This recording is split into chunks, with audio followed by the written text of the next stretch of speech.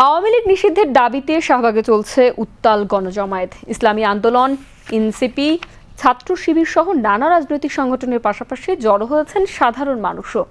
ভিন্ন মতাদর্শ, ভিন্ন পরিচয়, তবু এক দাবিতে একাত্তা সবাই।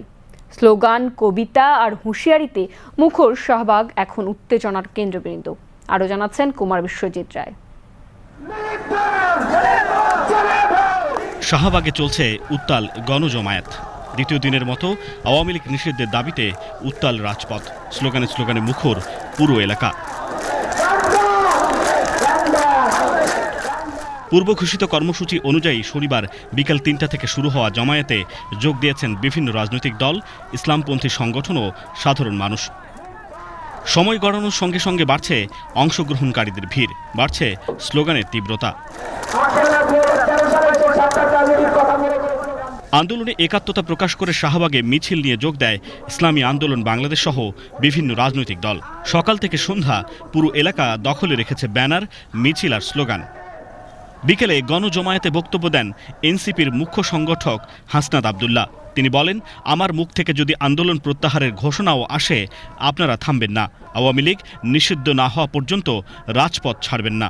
আমি স্পষ্ট করে বলতে চাই, যতই ষড়যন্ত্র আসে, যতই প্রেশার আসে, যতই বিভক্তি আসে, আমাদের এই জুলাইয়ের ঐক্যবদ্ধ শক্তি আলাদা করতে পারবে না। আমি যদি পরবর্তীতে কোনো ধরনের ঘোষণা না দেই, আপনাদের মন্ত্রীরা বাক্সে যাচ্ছে এই কোনো সন্ত্রাসী সংগঠন আওয়ামী লীগকে নিষিদ্ধ করা। এর আগে গণজমায়েতে যোগ দেন এনসিপি নেতা সার্জিস আলম। জমায়েতে আসা নেতৃবৃন্দের মুখেও উঠে আসে আওয়ামী লীগ নিষিদ্ধের দাবি। আওয়ামী লীগ কোনো রাজনৈতিক দল নয়, আওয়ামী লীগ একটি সন্ত্রাসী ফ্যাসিবাদী গোষ্ঠী।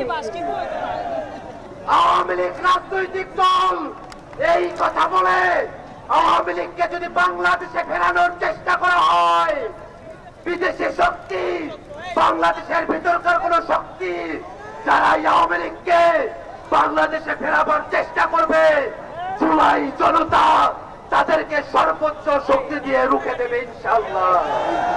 অতএব আমাদের দাবি হলো আওয়ামী লীগকে সন্ত্রাসী সংগঠন হিসেবে ঘোষণা করে অবিলম্বে আওয়ামী লীগকে নিষিদ্ধ ঘোষণা করতে হবে।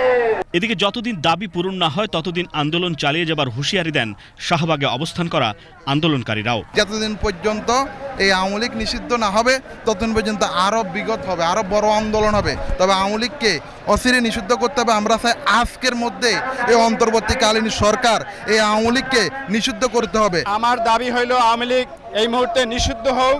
আমরা আওয়ামী লীগের রাজনীতি দেশে চাই না এবং তাদের বিচার হওয়ার আগে কোনো নির্বাচন বাংলাদেশে হবে না। যে দল অত্যাচার, নির্যাতন, গুম খুনের সাথে জড়িত, যে নির্বিচারে গণহত্যার সাথে জড়িত, যে দল আপনার সেনা অভ্যুত্থানের সাথে জড়িত, যে দল স্বৈরাচারের সাথে জড়িত, তারা কিভাবে রাজনীতি করে? এখানে লিখিত দিবে যে আগামী 36 ঘন্টার ভিতরে আওয়ামী লীগকে নিষিদ্ধর ব্যাপারে চূড়ান্ত ফয়সালা গ্রহণ করেছে সরকার। দল মত নির্বিশেষে শাহবাগে মিলিত হওয়া সবাই ভিন্ন ভিন্ন মতাদর্শের হলেও তাদের মুখে একটাই স্লোগান, একটাই দাবি, আওয়ামী লীগ নিষিদ্ধ হতেই হবে। কুমার বিশ্বজিৎ রায়, বিটিভি নিউজ, ঢাকা।